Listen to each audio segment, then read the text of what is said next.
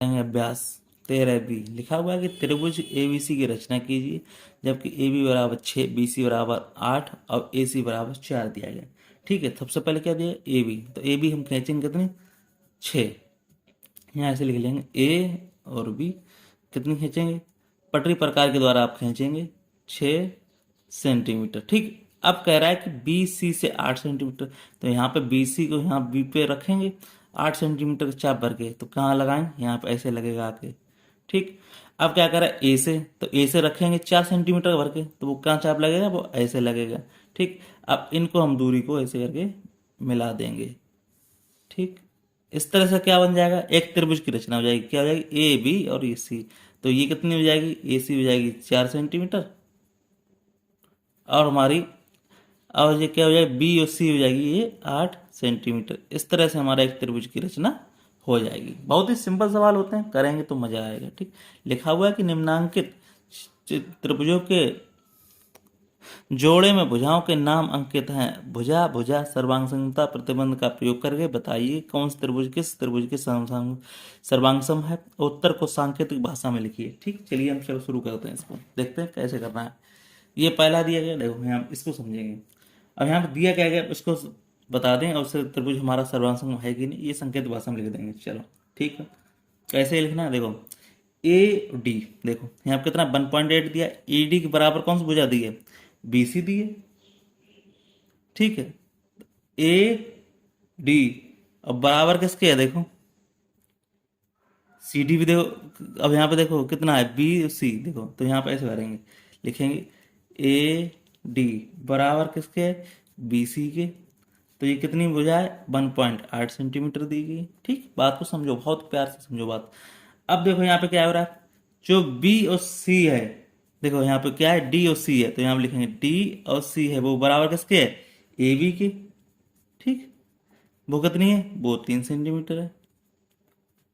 अब यहाँ पे देखो एक ए सी बिगड़ दिया गया है, देखो ए सी बिगड़ दिया गया है, तो ए सी बराबर कितना है, 3 सेंटीमीटर। अब इससे हमें क्या पता चल रहा है वो समझो यहाँ पे।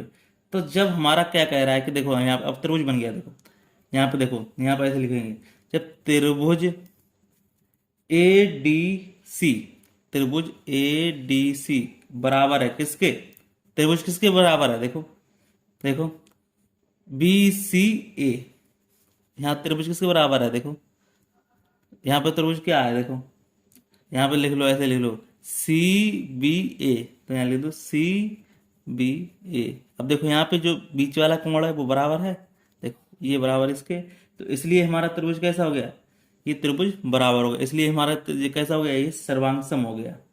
त्रिभुज कैसा हो गया, ये सर्वांग सम हो गया। ठीक है, इस तरह से क्वेश्चन करना था आपको। कोई डाउट हो बताएं, हमें तो नहीं लगता कोई आपको ये डाउट होगा। ठीक है, चलिए अब दूसरा नेक्स्ट क्वेश्चन देख लेते हैं। इस तरह से बस कह रहा है कि उत्तर को सांकेतिक भाषा में लिखिए, तो सांकेतिक भाषा में हमने लिख दिया, ये बराबर है कैसे है, सर्वांग सम है। ठीक है, लिखा हुआ कि कौन त्रिभुज किस त्रिभुज की सर्वांग सम, तो ये त्रिभुज हमारा होगा ये सर्वांग सम, मतलब इसको अगर काट के रखेंगे इसको वापस तो वैसे हो जाएगा, इसको यहाँ ऐसी शीट बना दी, सर्वांग सम है। ठीक, अब इसको देख लेते हैं।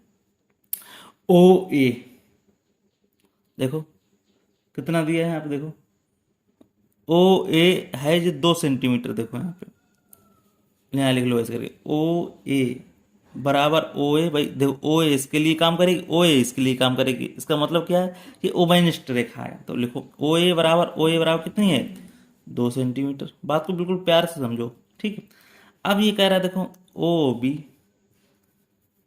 बराबर है किसके, ओ सी के, तो कितनी है ये, ढाई ढाई है, ढाई ढाई सेंटीमीटर। अब देखो ए और बी कितना है, 3.6, देखो ए बी बराबर किसके है, यहाँ देखो ए बी बराबर किसके है, ए सी के, ए बी बराबर किसके है, ए सी के, वो कितनी है 3.6 सेंटीमीटर। तो जब ए बी और ए सी बराबर है, तो इससे हमें क्या पता चल रहा है, इससे हमें ये पता चल रहा है कि जो त्रिभुज बना हुआ है, देखो यहाँ पे त्रिभुज ए बी, देखो यहाँ से ले लो इसके, ओ बी ए, ये कौन है, ये बन जाएगा, लिखो ओ बी ए त्रिभुज हमारा कैसा है, सर्वांग सम त्रिभुज है किससे, ओ ए सी से, ये त्रिभुज तो लिखो यहाँ ओ त्रिभुज ओ ए सी कैसा है त्रिभुज, सर्वांग सम। इस तरह से लिख दिया हमने, ये बराबर होगा, सीधी बात है, यही बताना था, सर्वांग सम बताना था। चलिए इस क्वेश्चन हम देख लेते हैं। अब यहाँ पे देखें ए बी, यहाँ पे इस सवाल को देखो, ए बी बराबर किसके है, इस पी क्यू के, ठीक। बराबर कितनी है ये, 1.8 सेंटीमीटर। अब देखो यहाँ पे क्या है, बी सी है, क्यू आर के, तो लिखो यहाँ पे बी सी बराबर क्यू आर कितना है, 2.8 सेंटीमीटर, ठीक।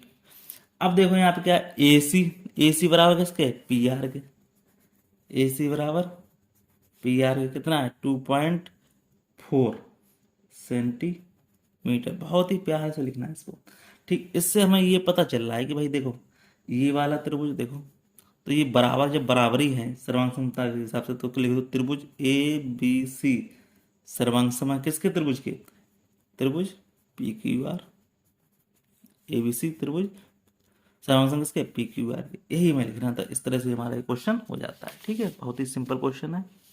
चलिए नेक्स्ट क्वेश्चन देख लेते हैं। अब देखो लिखा है, ये पास चित्र में चित्र ही दिया गया है, ठीक। अब कह रहा है कि ए डी, देखो ए डी और डी सी ये भी बराबर होगा, सीधी बात, ए बी और बी सी बराबर होगा। तो क्या त्रिभुज ए बी, देखो ए त्रिभुज बन गया, ये इतना त्रिभुज बन गया, तो देखो ए बी डी सर्वांग सम है, सीधी सी बात है सर्वांग सम। अब दो कैसे दर्शाएंगे इसको, तो भुजा भुजा दर्शा देंगे, इससे ये पता चलेगा। देखो यहाँ पे ए डी बराबर किसके, सी डी के, ये हमारी क्या हो गई, भुजा हो गई, बात को समझो। और यहाँ पे क्या है, ए बी और बी सी, तो लिखो ए बी और सी बी, ये क्या है, ए बी भुजा हो गई, बात को समझो यहाँ पे। अब देखो बी डी और बी डी दोनों तरफ का क्या है, ओवेनिस्ट है, तो यहाँ लिख दो बी डी बराबर बी डी क्या है, दोनों क्या है, दोनों से क्या, ये ओवेनिस्ट, दोनों के लिए काम करेगी वही रेखा, तो ये क्या हो जाएगी, ओवेनिस्ट हो जाएगी। तो इस तरह से हमारा ये क्या हो जाएगा, इस तरह से हमें ये पता चल गया कि भैया देखो ए बी डी, तो लिखो त्रिभुज ए बी डी सर्वांग सम है किसके, त्रिभुज देखो सी बी डी, यहाँ से लिया तो लिख दो त्रिभुज सी बी डी कैसा है, सर्वांग सम है। ये पूछ रहा था, सर्वांग सम है मतलब, सर्वांग सम मतलब होता है भुजा से और विकर्ण से, मतलब सभी से सर्वांग सम होते हो, इसको उठा के इस पर डालेंगे तो ये बिल्कुल सेम बन जाएगा, कोई दिक्कत नहीं आएगी। इस तरह से ये क्वेश्चन हो गया। चलिए नेक्स्ट क्वेश्चन देखते हैं इसको। अब देखो कह रहा है कि ये तो त्रिभुज ए बी डी हो, देखो ए बी डी सर्वांग सम हो सी बी डी के, तो इसके संगत भुजाओं और संगत कोणों को लिखिए। हमें खाली संगत भुजाएं सवाल तो कर ही चुके हैं, तो उसको क्या होता है, संगत भुजाएं और संगत कोण निकालना। तो सबसे पहले हम संगत भुजाएं निकाल लेते हैं। देखो ए डी लिखो यहाँ पे, ए डी बराबर अभी लिख चुके हैं सी डी की, बिल्कुल सेम लिखना है, ठीक। अब देखो ए बी बराबर सी बी के, तो लिख दो ए बी बराबर सी बी के। अब देखो बी डी बराबर डी बी, ये भी क्या है भुजाइए, बी डी बराबर डी बी के, ये क्या चलेगी हमारी, ये भुजाएं चल गई। संगत कोणों की लिखी, भुजा लिख दी हमने, ये क्या है, संगत भुजा। अब क्या लिखना है, कोण लिखना है। कोण देखो, कोण यहाँ देखो बी ए डी, तो कोण बन गया कोण बी ए डी बराबर बी सी डी, तो कोण बी सी डी, ठीक। अब देखो यहाँ पे ए डी बी, चलो कोण ए डी बी बराबर किसके है, देखो यहाँ पे सी, अब देखो यहाँ पे कोण बराबर है, तो यहाँ ले दो, यहाँ पे ऐसे ले दो डी सी बी, तो लिख दो कोण डी सी बी। अब देखो क्या हो जाएगा, ए बी डी पूरा आप ले लो इसको, तो लिख लो कोण ए बी डी बराबर किसके है, कोण सी ए डी बी है, तो यहाँ लिख दो डी सी बी, तो बराबर हो जाएगा, तो यहाँ लिख दो सी बी डी, कोई दिक्कत नहीं है। तो ये सभी क्या है, ये कोण ही तो है, यहाँ लिख दो ऐसे करके संगत कोण, ठीक। ठीक, इस तरह से क्वेश्चन हो गया। चलिए नेक्स्ट क्वेश्चन देख लेते हैं। लिखा हुआ कि पास चित्र में ए बी सी और ए बी डी ए की भुजा ए बी पर बने त्रिभुज हैं, तो ए सी बराबर बी डी की, तो अब बी सी बराबर ए डी की। तो हमें ये इस बात को समझना है, ये कौन सा कथन सत्य कौन। अब देखो यहाँ पे त्रिभुज देखो, त्रिभुज क्या कह रहा है, ए बी सी ये वाला त्रिभुज। अब कह रहा है कि त्रिभुज इसके समकोण दिखाना, तो क्या होना चाहिए, देखो ए बी डी। ठीक, अब यहाँ पे देखो सर्वांग के लिए क्या भुजा भुजा होना चाहिए। देखो अब यहाँ पे देखो बी दिखा रहा है, यहाँ पे देखो यहाँ पे कौन कौन सा हो रहा है, देखो यहाँ पे कौन बी वाला हो रहा है, देखो यहाँ पे, तो देखो यहाँ पे बी वाला। ठीक, अब देखो यहाँ पे ए बी सी। अब यहाँ पे देखो कौन सा होना चाहिए, अब देखो कह रहा है ए, अब देखो इसी तरह से चलेगा नहीं, अब इधर से चलेगा, तो यहाँ पे सी है, तो यहाँ पे क्या होना चाहिए, ए डी। जब यहाँ पे चल रहा था इसके सर्वांग, तो यहाँ पे क्या होना चाहिए, सी की जगह क्या होना चाहिए, डी होना चाहिए। तो कोण सी के बराबर किसका होना चाहिए, कोण डी के बराबर होना चाहिए। अब देखो यहाँ पे क्या हो रहा है, देखो यहाँ से चला ए बी सी, अब यहाँ पे फिर चलेगा ए बी डी, नहीं चला, उल्टा होना चाहिए, यहाँ से इसको होना चाहिए, इसका इसका होना चाहिए, मगर वो यहाँ नहीं हुआ। देखो सी की जगह क्या होना चाहिए, यहाँ पे ये डी होना चाहिए। अब यहाँ पे ये इसकी वजह से ए की जगह यहाँ बी होना चाहिए। ठीक, मगर ये बराबर तो है नहीं, इसलिए इसलिए क्वेश्चन क्या हो गया, गलत हो गया। अब इसको देखो ए बी सी सर्वांग सम किसके है, ए डी बी, ये भी बात नहीं बन रही। ठीक, इस तरह से ये भी गलत हो गया। अब इसको देखो ए बी सी, अब देखो क्या हो जाएगा, बी ए डी, देखो ये भुजा पहले ली, अब इसके बराबर ली, अब ये बिल्कुल बात सही हो जाएगी। देखो यहाँ समझो, ए बी कोण लिया ये बी वाला, देखो यहाँ पे ए बी सी, अब वो भुजा इधर से आना चाहिए। अब देखो यहाँ पे इसने सही लिया, देखो देखो बी ए डी, ये बिल्कुल देखो इस भुजा से इस भुजा के आ गया, देखो बिल्कुल सेम आ गया, ये भुजा को लेकर फिर इस भुजा को लिया, इसलिए ये बात भाई सत्य हो गई। इस तरह से हमारा क्वेश्चन क्या हो गया, ये वाला सत्य हो गया। ठीक है, इस तरह से हमारा ये चैप्टर पूरा होता है। फिर मिलते हैं किसी नेक्स्ट वीडियो, तब तक के लिए धन्यवाद। कोई डाउट हो कमेंट बॉक्स में जरूर पूछें।